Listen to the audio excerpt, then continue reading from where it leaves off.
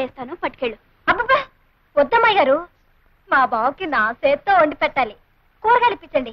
అవి మీరే ఇచ్చారని మా బావతో చెప్తానండి. సరే గాని చూడు, నీ చేతి వండి పెడితే గాని తినను అని చెప్పాడా? ఆడనలేదు గాని నా చేత్తో వండి పెడితే నాకు ఆనందం.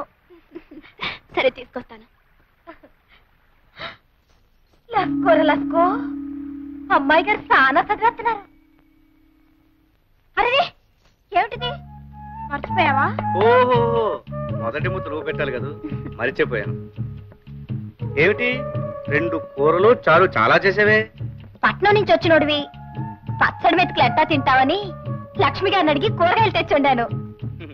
నా కోసం కూరలు అడిగి తేకపోతేనే.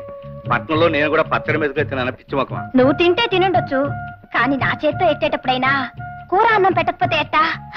ఉండు, గడ్డ పెరుగు నీకోసం దాచిపెట్టించాను, తెస్తానుండు. ఏట్రా సూరిగా ఈ చిన్ను బింది మీద నీకు 10 రూపాయలు కావాలా? ముసలిదానికి జబ్బు చేసింది, మందులు కొనాలి. అరే సూరిగా, సరదాకెవ్వడు ఏ సరుకు తాకట్టెట్టడ్రా. ఇక్కడున్న ప్రతి వస్తువు వెనకాల ఒక కన్నీటి కథ ఉంది. ఇప్పుడు ఈ బిందులు బకెట్లు ఇటు కదలేటో తెలుసా? అన్ని ఆకలి కథలే. ఈ అండాలు గుండెలు ఇటు కదలేటో తెలుసా? ఎదిగిన ఆడపిల్లల అత్తోరు ఇళ్ళకి పంపడం, పొరుళ్ళు పుణ్యాలు సేమంతాలు కథలు. ఇప్పుడు ఈ తాళిబొట్లు ఉన్నాయి, వీటి కదలేటో తెలుసా? కట్టుకున్నవాడు కన్నం పెట్టో సాగు బతుకుల్లో ఉంటే రచించండి బాబాయ్, అది ప్రాణాలు నిలబెట్టండి బాబాయ్ అని ఏడ్చి మొత్తుకుంటే జాలిపడి ఈ అడ్డం పెట్టుకుని వాళ్ళకి సాయం చేశాను. ఇప్పుడు ఈ చిల్లర మల్లర సామాన్ల తాలూ కథ ఏంటో తెలుసా?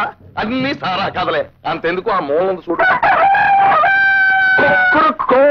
ఇదిగా దాన్ని ఇంతప్పుడు 3 ఏళ్ల క్రితం అవసరానికి 10 రూపాయకి ఎవడో తాకట్టెట్టాడు. ఇప్పుడు ఇంత అయిపోయింది, పెంచలేక చేస్తున్నాను. పొడి కోసు తినేద్దామంటే మనసు ఒప్పదు. బాబా నా కోడే అయిపోయింది అని అడగడానికి వస్తాడు, అదో లాంపటం.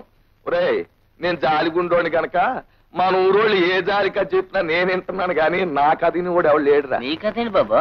నా కదా ఇదిగో ఈ చీపుళ్ళను కూడా అడ్డం పెట్టుకుని డబ్బులిచ్చే ఎద ఎవడైనా ఉన్నాడా ఈ ప్రపంచంలో? నేనున్నాను. ఏం చేతున్నాను? పోనీ మన ప్రజ ఏదో ప్రజాసేవ చేసినట్టు ఉంటది, వాళ్ళ కష్టానికి అడ్డం పడినట్టు ఉంటదని చేస్తున్నాను. ఇలాగా ప్రతి వస్తువు మీద 25 50 అడిగితే నాకు ఒళ్ళు మండిపోద్ది, ప్రజాసేవ చేయడం మానేస్తాను, మీరు కడుపు కలిపి చచ్చిపోతారు. 5 రూపాయలు ఇస్తాను, అంగీకారమే బాబు? మీ దయ. ఇదిగో వడ్డీ 10 రూపాయలు మినాయించుకుని 4:30 సాయంకాలం ఇచ్చేస్తాను, వచ్చి పట్టుకో. పిచ్చి ఏటైంది? పాల చింతపండి అమ్మటం అయింది. ఇంకా నాకు ఈ కొట్ట కూర్చోటం ఇసుకేస్తుంది, నేను వెళ్ళిపోతున్నాను. ఏటా చేతులదేటి బెల్లముక్క అమ్మింది పావ